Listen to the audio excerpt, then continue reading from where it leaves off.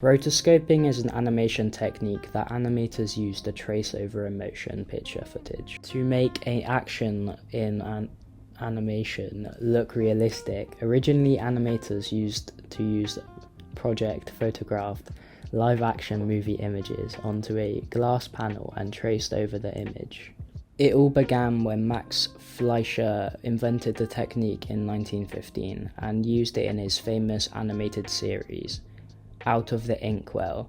In the series, the main protagonist was a clown known as Coco, and also interpreted by Fleischer's brother, Dave. Rotoscoping was known as the Fleischer process on the early screen credits, and was essentially exclusive for him for a few years. Fleischer have also used rotoscoping in series known as worldwide, such as Popeye and Betty Boop in the 1930s, for referencing some very difficult dance movements. Fleischer's last rotoscoping projects were for the realistic human animation needed for the lead character. A great example of this would be Gulliver's Travels, which was released in cinemas in the United States on December 22nd of 1939.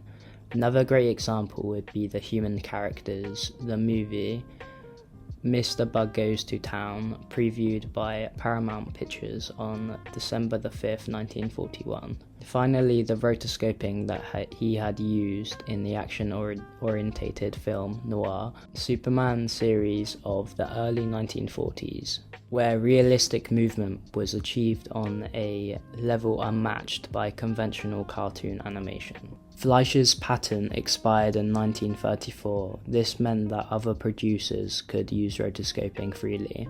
Disney took this opportunity and used it on a project that he started that same year, Snow White and the Seven Dwarfs. To make sure that the animation was realistic as possible, Disney sent his animators on courses at the Schnauerd Art Institute, and even brought animals into the studio and hired the actors so animators could study realistic movements. The film became the most successful motion picture of the 1938.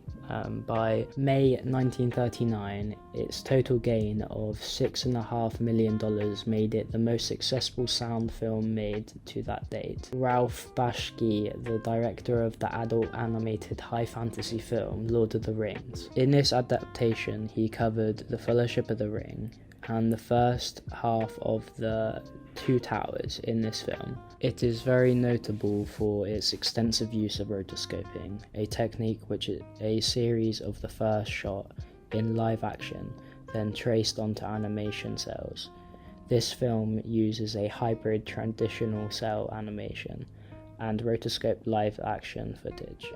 The Lord of the Rings was a financial success and received mixed reactions from critics, and there was no official sequence to cover the remainder of the story.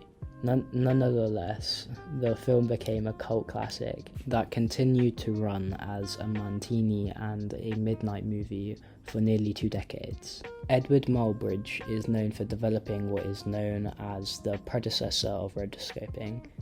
His chronographic sequences painted on glass discs in dark contours for the Rotoscope that he used in his lectures during 1980 and 1995. Discs made between 1992 and 1994 had outlines drawn by Ellen Faber, photographically printed on the discs and coloured by hand. These discs were probably never used in lectures. By 1902, Nuremberg Toy Company, Gilbert Bring and Ernest Planck were offering chromolithic film loops for their toy cinemagraphs. The films were traced from live-action film footage. Motion capture is the process of recording the movement of objects or people. A modern technique and similar to rotoscoping, both of them are used to animate digital character models in 2D or 3D computer animation in a more realistic way.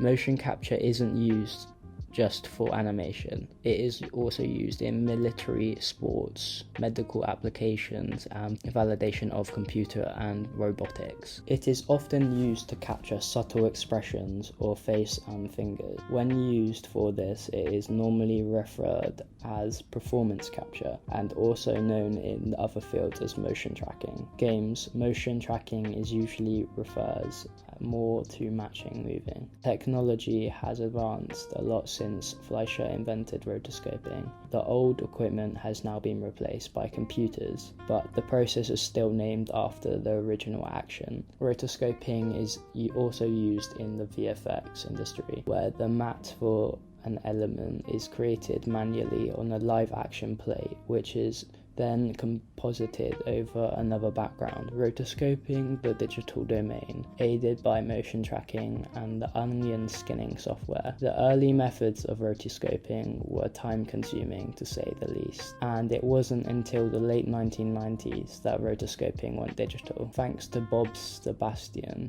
an animator and computer scientist veteran of the Massachusetts Institute of Technology. Lab he developed a computer-assisted interpolated rotoscoping process that he used to create a short movie, Snack and Drink. He created the computer program Rotoscoping, which allowed one animator to do the work of many. Director Richard Linklater subsequently employed Sebastian and his proprietary Rotoscoping software in the full-length feature movies Walking Life, that was made in 2001, and A Scanner Darkly, which was made in 2006. Rotoscoping nowadays has come a creative animation and a VFX technique in its own right.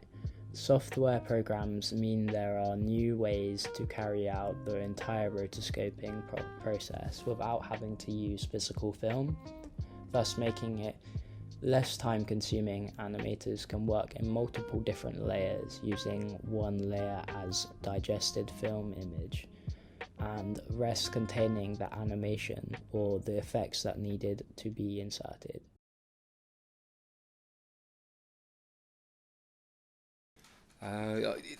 The thing that rotoscoping really excels at is accuracy of movement and timing and anatomy and all that kind of stuff, and perspective if you're doing it for backgrounds. One of the best ones that I tend to use as a good example is a piece by an artist called Ryan Woodward. It's a music video. The music video is called Thought of You, and it's a couple of dancers that he rotoscoped extensively, and it starts off very, very simply. And as time goes on, the movements of the characters are accentuated by things that you can only do with animation. So it's rotoscoping helping animation rather than replacing it.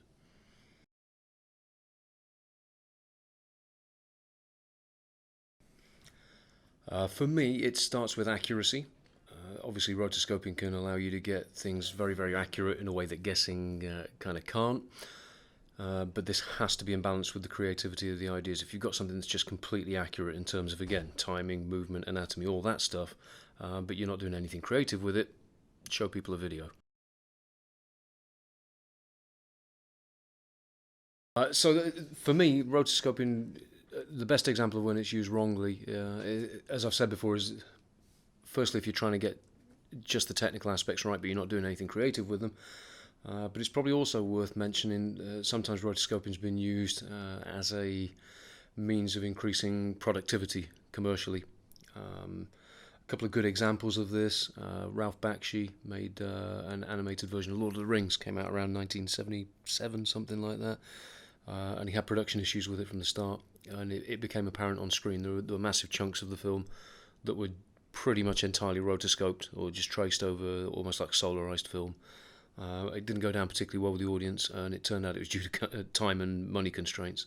You could also look at some of the stuff that Disney recycled. If you look at things like Aristocats, Jungle Book, Robin Hood, those kind of ones, you can see that the same footage has been reused several times. I think this is a crucial tipping point where rotoscoping, instead of being used creatively, started to be abused for financial gain.